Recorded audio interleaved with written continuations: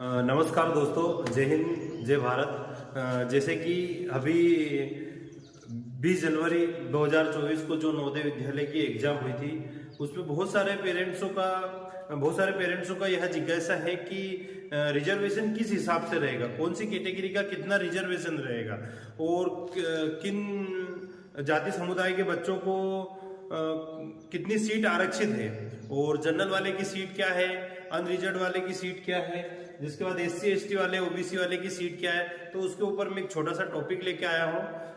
आप हमारे वीडियो पे बने रहें और वीडियो अच्छा लगे तो लाइक करें, किसी भी प्रकार की कोई कंप्लेन हो तो कमेंट करें और हमारे चैनल को लाइक और शेयर करें। साथ ही साथ मेरे चैनल को आप सब्सक्राइब भी करें और आगे भी प्रमोट करें। मैं ऐसे ही छोटे छोटे क्लिप, जेन्युइन क्लिप लेके आ रहा हूँ।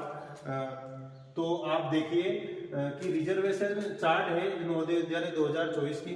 मैं सबसे पहले आपको फर्स्ट ऑफ ऑल मैं बात कर लेता हूं तो पूरे भारत में, ऑल इंडिया में जो केंद्र शासित प्रदेश और विदाउट केंद्र शासित प्रदेश लेके टोटल अभी तक का जो भी रिकॉर्ड है मैंने नेट से निकाला है वो 649 स्कूल, टोटल स्कूल है जवाहर नवोदय विद्यालय। और ये पता है आपको कि ये केंद्र सरकार चलाती है और केंद्र सरकार के रूल रेगुलेशन के अनुसार ही चलते हैं। और CBSE स्कूल है, को एजुकेशन वाला, को एजुकेशन उसको बोला जाता है जिसमें गर्ल्स और बॉयज दोनों ही एक साथ पढ़ते हैं और इनको रहने खाने पढ़ने की पूर्ण व्यवस्था होती है।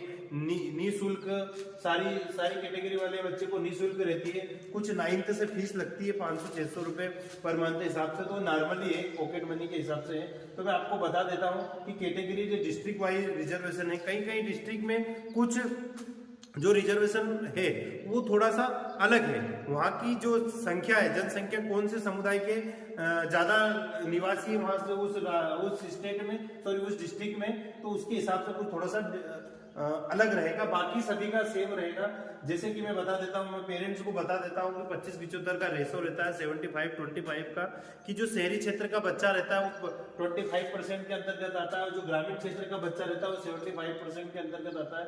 तो उसका मैं पूरा वीडियो बना के लाया कि जैसे रूरल एरिया स्टूडेंट, एक दिन भी यदि बच्चा शहरी क्षेत्र के स्कूल में पढ़ लिया और इसका रिकॉर्ड लिखा गया तो वो शहरी क्षेत्र का ही कहलाएगा। तीनों क्लास, थर्ड, फोर्थ और फिफ्थ, ये तीनों क्लास यदि ग्रामीण क्षेत्र में हो तो वो 75% के अंतर्गत आता है, नहीं तो बच्चा 75% के अंतर्गत नहीं आता है। इसमें से किसी एक भी क्लास उसने शहरी क्षेत्र में पढ़ ली हो तो शहरी क्षेत्र के अंतर्गत आएगा। आपके एडमिट कार्ड और जो प्रवेश पत्र निकला है उसके अंदर लिखा हुआ आ जाएगा। अब 75 तो ग्रामीण क्षेत्र के बच्चे, रूरल एरिया स्टूडेंट के लिए है, और 25 जो आरक्षण है वो अर्बन एरिया स्टूडेंट के लिए, जो शहरी क्षेत्र में पढ़ रहे हैं, जिसकी जमीन पंचायत के अंतर्गत नहीं आती है, जनपद पंचायत, नगर निगम, नगर पालिका, ऐसी जो लोकेशन आती है वो शहरी क्षेत्र के अंतर्गत कहलाती है। अब शेड्यूल कास्ट की जो शेड्यूल कास्ट और शेड्यूल ट्रिब, मतलब अनुसूचित जाति और अनुसूचित जनजाति और OBC के लिए नॉन क्रिमिनलिटी कितने प्रतिशत आरक्षण है। तो SC के जो बच्चे होते हैं, अनुसूचित जाति के जो बच्चे होते हैं उनको 15% आरक्षण है, और ST के जो बच्चे हैं उनको 7.5% आरक्षण है, और OBC वाले बच्चों को यहाँ पर ज्यादा आरक्षण मिल रहा है, 27% आरक्षण। और गर्ल्स के लिए 1/3 गर्ल्स रहेगी, 3 बॉयज पर 1 गर्ल्स रहेगी, तो 33.33 गर्ल्स, 33.33% रहेगा। तो ये छोटा सा आपका कैटेगरी वाइज में इसको पूरा एक विस्तृत रूप में बता रहा हूँ कि आगे इसको पूरा विस्तृत रूप में बता रहा हूँ कि कैसे क्या है। तो वीडियो पर बने रहे, वीडियो को लाइक करें, शेयर करें, कमेंट करें। अभी जो हमने कैटेगरी वाइज जो रिजर्वेशन की बात करी है उसका मैं विस्तृत रूप आपको ये बता रहा हूँ कि जैसे कि हमारा जो 75% था, तो रूरल जो एरिया की जो 80 सीट में से 80 सीट में से 75 जो परसेंट बनता है, 75 बनता है, उसकी 60 सीट आती है। तो ग्रामीण क्षेत्र के बच्चों के लिए कितनी सीट है? 60 सीट है। और शहरी क्षेत्र के बच्चों के लिए कितनी सीट है? 20 सीट है। इसका 25%, 80 बच्चों का 25% कितना बनता है?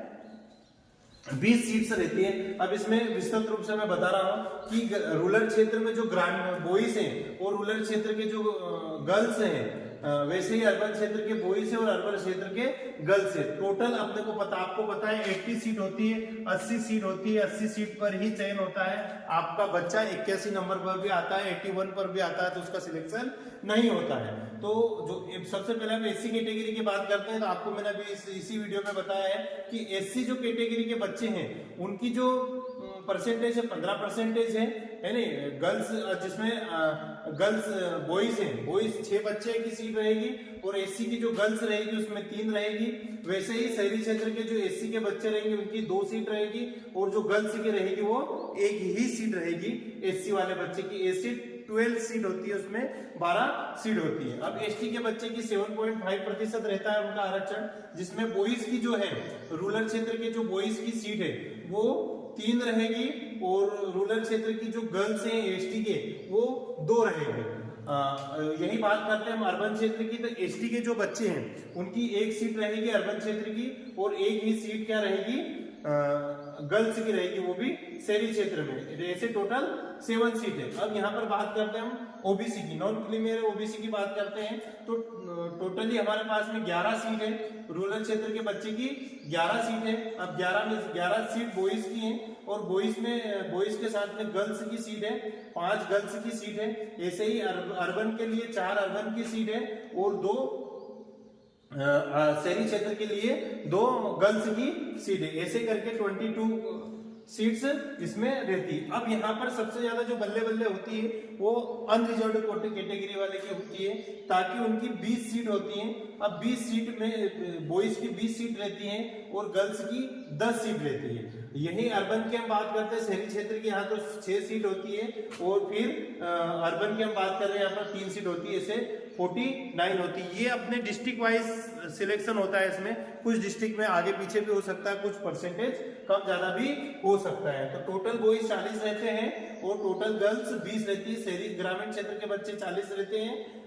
जैसे ये 20 और 40 और 20 60 हो गए, टोटल 60 बच्चे रहते हैं गर्ल्स और बॉयज। ऐसे शहरी क्षेत्र के बच्चे रहते हैं 20 रहते हैं, 20 टोटल बच्चे रहते हैं। टोटल हो गया हमारा 80 बच्चे हो गए। तो ये हमारा रिजर्वेशन कोटा था, है ना। इसमें जो अनरिजर्व्ड है, जो अनरिजर्व्ड सीट है हमारे, इस अनरिजर्व्ड सीट में सभी बच्चे आके फाइट कर सकते हैं, एससी एसटी ओबीसी वाले। तो ये जनरल वाले के बच्चे जो अनरिजर्व्ड वाले बच्चे हैं उनसे चुरा भी सकते हैं। यदि जनरल वाले बच्चे से एससी एसटी वाला बच्चा अच्छा फाइट कर रहा है तो पहले प्राथमिकता उसको रहती है। जो रिजर्व वाला बच्चा रहता है उसको प्राथमिकता रहती है। अनरिजर्व में सभी बच्चे आ सकते हैं। तो ऐसे ही हमारे चैनल पर आप बने रहे, वीडियो को लाइक करें, शेयर करें, कमेंट करें और चैनल को सब्सक्राइब करें। Thank you very much. जय हिंद, जय भारत।